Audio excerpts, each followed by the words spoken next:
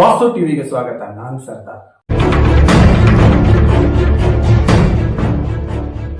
ಭಾರತೀಯ ಜನತಾ ಪಾರ್ಟಿಯ ಜನಾಕ್ರೋಶ ಯಾತ್ರೆ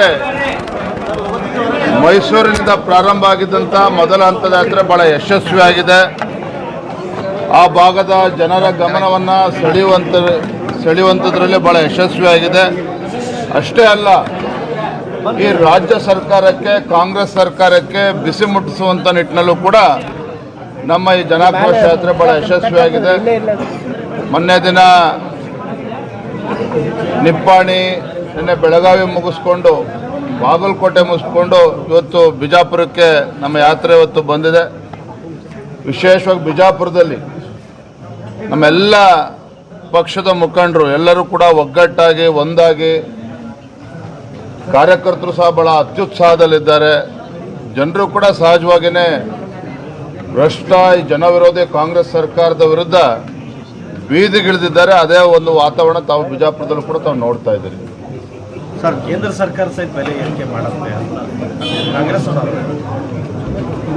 ಕೇಂದ್ರ ಸರ್ಕಾರ ಮೊನ್ನೆ ದಿನ ಡೀಸೆಲ್ ಪೆಟ್ರೋಲ್ ಮೇಲೆ 2 ರೂಪಾಯಿ ಜಾಸ್ತಿ ಮಾಡಿದ್ದಾರೆ. ಅದು ಜನಸಾಮಾನ್ಯರ ಮೇಲೆ ಹೊರೆಯನ್ನು ಹಾಕಿಲ್ಲ.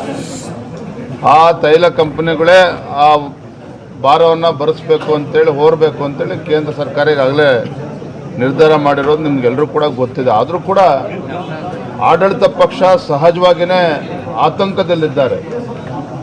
ಗ್ಯಾರಂಟಿಗಳ ಭ್ರಮೆನಲ್ಲಿದ್ದಂಥ ರಾಜ್ಯದ ಮುಖ್ಯಮಂತ್ರಿಗಳು, ಕಾಂಗ್ರೆಸ್ ಸರ್ಕಾರ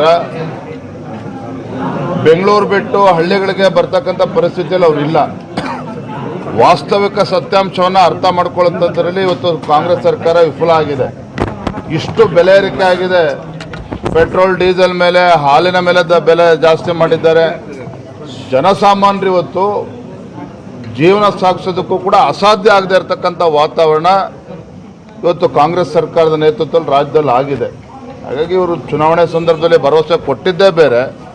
ಅದು ಚುನಾವಣೆ ನಂತರದಲ್ಲಿ ಅಧಿಕಾರದ ಚುಕ್ಕಾಣಿ ಹಿಡಿದ ಮೇಲೆ ಸಿದ್ದರಾಮಯ್ಯ ನೇತೃತ್ವದ ಕಾಂಗ್ರೆಸ್ ಸರ್ಕಾರ ಬಡವರಿಗೆ, ಜನಸಾಮಾನ್ಯರಿಗೆ, ವಿಶೇಷವಾಗಿ ರೈತರಿಗೆ ಬರೆ ಎಳೆಯುವಂಥ ಕೆಲಸ ಮಾಡ್ತಾ ಇದ್ದಾರೆ. ಇಂಥ ಕಾಂಗ್ರೆಸ್ ಸರ್ಕಾರದ ವಿರುದ್ಧ ರಾಜ್ಯದ ಜನ ಧಿಕ್ಕಾರವನ್ನು ಕೂಗ್ತಾ ಇದ್ದಾರೆ. Thank you. ಯತ್ನಾಳರು ಉಚ್ಚಾಟನೆಗೊಂಡ ಮೇಲೆ ಪಕ್ಷಕ್ಕೆ ಹಿನ್ನಡೆ ಆಗಿದೆ ಅಂತಕ್ಕಂಥ ವಿಚಾರವನ್ನು ಸಾರ್ವಜನಿಕರಲ್ಲಿ ಚರ್ಚೆ ನಡೀತಾ ಇದೆ. ಯತ್ನಾಳವರು ಉಚ್ಚಾಟನೆ ಆದಮೇಲೆ ಪಕ್ಷಕ್ಕೆ ಲಾಭ ಆಗಿದೆ ಅಂತೇಳಿ ನಾನೇನು ಹೇಳ್ತಾ ಇಲ್ಲ. ಆದರೆ ಒಂದು ರೀತಿ ಒಗ್ಗಟ್ಟು ಇವತ್ತು ಪಕ್ಷದಲ್ಲಿ ಕಾಣ್ತಾ ಇದೆ.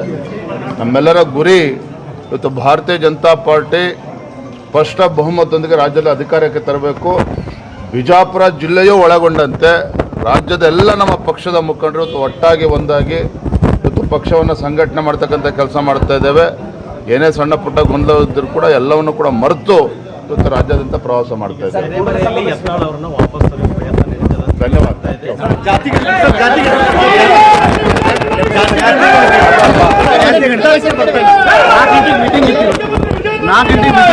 ಅನೇಕ ಸಚಿವರು ಕೂಡ ಲಿಂಗಾಯತ ಸಚಿವರು, ಒಕ್ಕಲಿಗ ಸಚಿವರು ಕೂಡ ವಿರೋಧ ವ್ಯಕ್ತಪಡಿಸ್ತಾ ಇದ್ದಾರೆ. ಈ ನಿಟ್ಟಿನಲ್ಲಿ ಕಾಂಗ್ರೆಸ್ಗೆ ತಳಮಳ ಆಗ್ತದೆ, ಒಂದು ನಿರ್ಧಾರಕ್ಕೆ ಬರ್ತಾ ಇಲ್ಲ. 4 ಗಂಟೆಗೆ ಪ್ರಾರಂಭ ಆಗಬೇಕಾಗಿದ್ದಂಥ ಕ್ಯಾಬಿನೆಟ್ ಇನ್ನೂ ಶುರುವಾಗಿಲ್ಲ ಅಂತೇಳಿ ನಿಮ್ಮ ಆತಂಕ. ಮುಖ್ಯಮಂತ್ರಿ ಇದ್ದಾಗ 4 ವರ್ಷ ಅವಕಾಶ ಇತ್ತು ಸಿದ್ದರಾಮಯ್ಯನವರಿಗೆ ಈ ಜನಗಣತಿಯನ್ನು ಇಂಪ್ಲಿಮೆಂಟ್ ಮಾಡೋದಕ್ಕೆ, ಮಾಡಿಲ್ಲ. ಯಾಕೆ ಅಂತ ಹೇಳಿದ್ರೆ ರಾಜ್ಯದ ಮುಖ್ಯಮಂತ್ರಿಗಳಿಗೆ ಪ್ರಾಮಾಣಿಕವಾಗಿರ್ತಕ್ಕಂಥ ಕಳಕಳಿ ಅಥವಾ ಕಾಳಜಿ ಈ ವಿಚಾರದಲ್ಲಿ ಇಲ್ಲ.